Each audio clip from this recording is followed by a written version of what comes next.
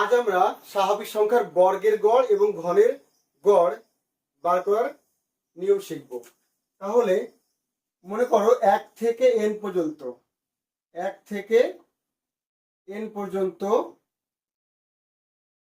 স্বাভাবিক স্বাভাবিক সংখ্যার বর্গের গড় হবে আমাদের রুলটা হচ্ছে n+1 ইন্টু 2n+1/6। এটা হবে আমাদের 1 থেকে n পর্যন্ত স্বাভাবিক সংখ্যার বর্গের গড়।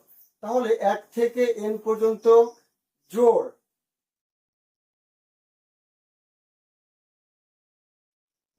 স্বাভাবিক সংখ্যার বর্গের গড় কত হবে? তাহলে জোড় বললে পরে হবে আমাদের এটা n+1 ইন্টু n+2/3 এটা হবে। আর 1 থেকে n পর্যন্ত যদি বলে, যদি বিজোড় থাকে তাহলে বলবো আমরা n ইন্টু n+2/3, তাহলে এটা হবে। আর যদি 1 থেকে n পর্যন্ত স্বাভাবিক সংখ্যার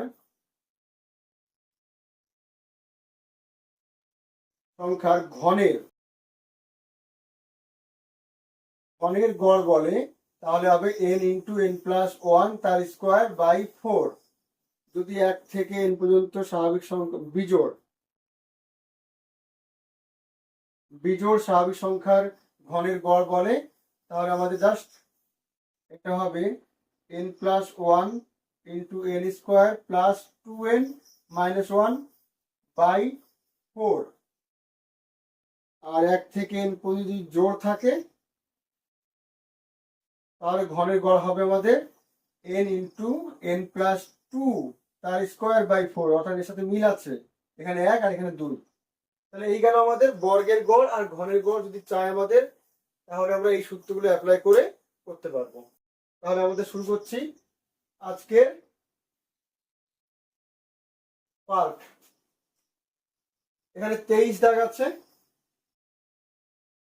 কি বলছে 23 দাগে? প্রথম 25টি জোড় স্বাভাবিক সংখ্যার গড় কত? প্রথম 25টি জোড় স্বাভাবিক সংখ্যার গড় কত? তাহলে প্রথম 25টি জোড় সংখ্যার স্বাভাবিক কত হবে? প্রথম 25 মানে কি 2, প্রথমে 2 হবে, তারপরে 4 হবে, তারপরে 6 হবে, এইভাবে চলছে। তাহলে 25তম সংখ্যা কত হবে? তাহলে আমরা ওটা পেয়ে গেলে আমাদের অঙ্ক হয়ে যাবে।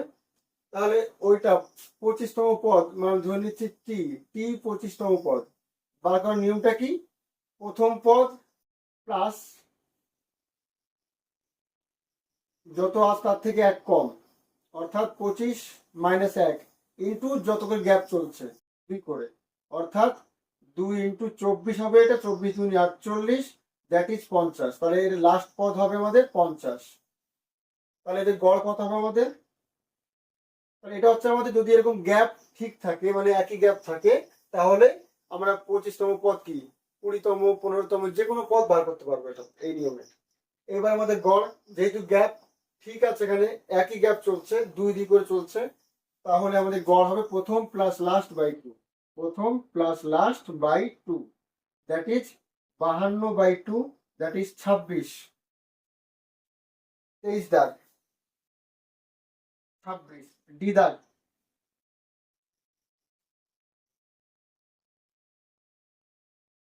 24 দাগ কি বলছে? প্রথম 11টি স্বাভাবিক সংখ্যার বর্গের গড় কত? প্রথম 11টি স্বাভাবিক সংখ্যার বর্গের গড়। তাহলে আমরা 1 থেকে n অবধি স্বাভাবিক সংখ্যার বর্গের গড় কত শিখেছি? n+1 ইন্টু 2n+1/6 শিখেছি। তাহলে এখানে প্রথম 11টি বলেছে, তার মানে এখানে n এর মান 11 আছে। তাহলে দেয়ারফর গড় হবে আমাদের 11+1 ইন্টু 2 × 11 মানে 22 প্লাস 1/6, দ্যাট ইজ 12 হবে এটা, আর এটা 23 হবে। বাই 6, 6 দুগুণি 12, 23 দুগুণি 46, 24-এর 46 হবে। সি দাগ, একদম সিম্পল। 25 কি বলছে? 25 বলছে প্রথম 12টি স্বাভাবিক সংখ্যার ঘনের গড় কত। তাহলে প্রথম 12টি বলেছে ঘনের গড় কত হয়, আমরা শিখেছি n ইন্টু n প্লাস 1 তার স্কোয়ার বাই 4।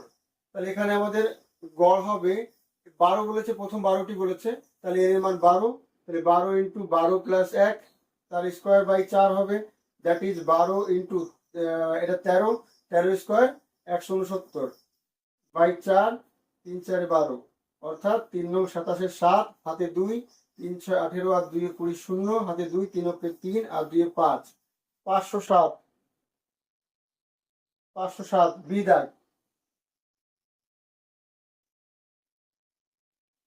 26 এখানে কি বলছে, 1 থেকে 17 পর্যন্ত পরপর জোড় স্বাভাবিক সংখ্যাগুলির বর্গের গড় কত। 1 থেকে 17 পর্যন্ত, তাহলে এখানে প্রথমে নিশ্চয়ই 2 হবে, আর লাস্টটা কত হবে, 16 হবে, কারণ জোড় চেয়েছে।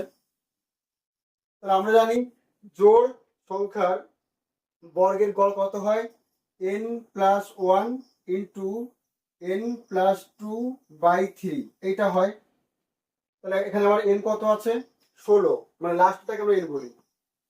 এখানে 17 কেন নিলাম না আমরা, কারণ আমাদের বলে দিয়েছি জোড়, তাই জোড় যদি বলে তাহলে আমাদের 16 থেকে শেষ হবে, এই কারণে আমরা 16 নিচ্ছি। তাহলে এখানে আমাদের গড় হবে, আমাদের 16 হবে n এর মানটা।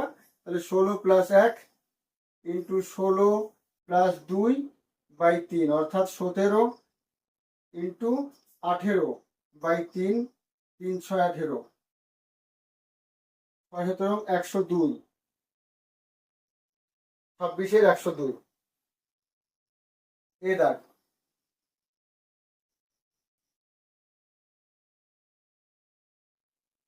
27 কি বলছে,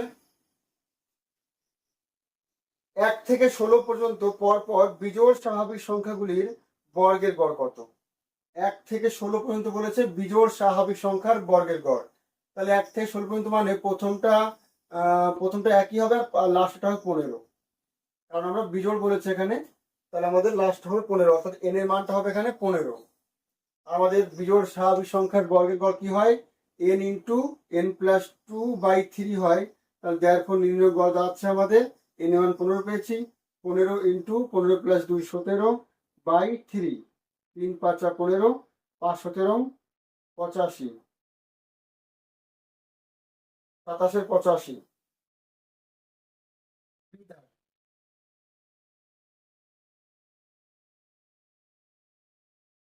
28 এখানে কি বলছে, 1 থেকে 16 পর্যন্ত পরপর জোড় স্বাভাবিক সংখ্যাগুলির ঘনের গড় কত।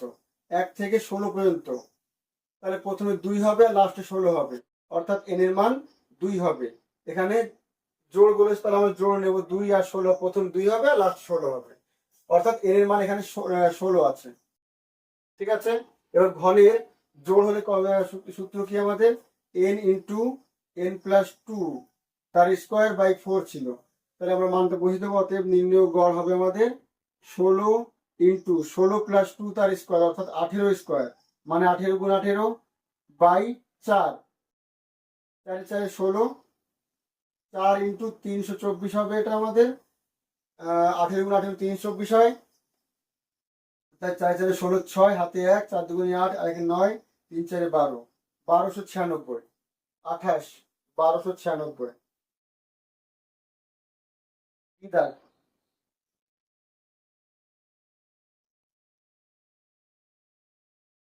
29 কি বলছে, 1 থেকে 11 পর্যন্ত পরপর বিজোড় স্বাভাবিক সংখ্যাগুলির ঘনের গড় কত। তাহলে দেখো 1 থেকে 11 পর্যন্ত বলেছে, তা প্রথম হচ্ছে 1, পরে হচ্ছে 11, কিন্তু বিজোড় বলেছে আবার, তাহলে আমরা প্রথমে 1ই নেবো, লাস্টে 11ই নেবো, তাহলে এটাই আমাদের n। এদের ঘনের গড় চেয়েছে, তাহলে আমাদের সূত্র কি ছিল, n plus 1 into n square plus 2n minus 1 by 4, এইটা আমাদের 1 থেকে n পর্যন্ত বিজোড় স্বাভাবিক সংখ্যার ঘনের গড় ছিল। তাহলে এখানে n এর মান 11 আছে, তাহলে আমাদের গড় কত আসবে, 11 প্লাস 1 12 ইন্টু 11 স্কোয়ার 121 প্লাস 11 দুগুণে 22 মাইনাস 1 বাই 4, 3 4 12, 3 ইন্টু 121 থেকে একবার দিলে 120, তার সাথে 22 যোগ করলে 142। তিন দুগুণে 6, 3 4 12, 2 হাতে 1, 3 অক্ষে 3 আর 1 4, 2 দাগ।